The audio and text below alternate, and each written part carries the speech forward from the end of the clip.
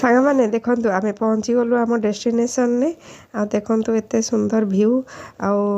जेहेतु या ना पहाड़ भंगा तो से पहाड़ भी रही यार आउ पत्थर भी सबू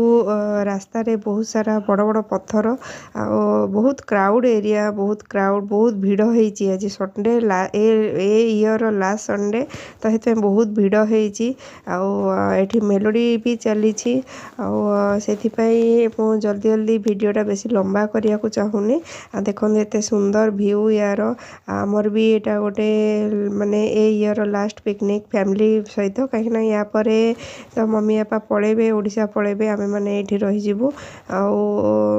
हूँ से छोटिया पिकनिक टे जोटा कि आम घर पाखर छोट माने कम समय भितर हो तो से आम पाख या को पलि आसिलु आउे बुलिकी एंजॉय करी पलैबा जल्दी जल्दी किंतु जेहेतु 29 रे आसुचंती श्रीमती द्रौपदी मुर्मू तो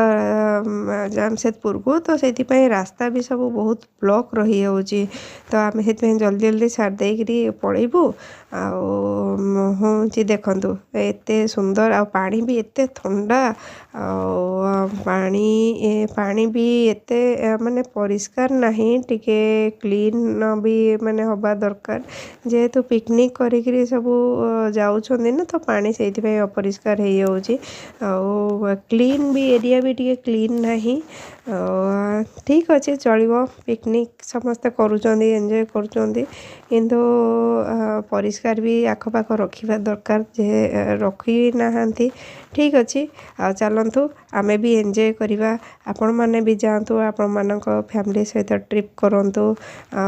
बहुत सुंदर मोमेंट को एंजॉय करूँ या पर मम्मी बापा तो पलैबे आम मैंने एकुटिया हो मत भी टिके भल लगुनि से आम मैंने गोटे छोटिया ये करदेकरी मन रखी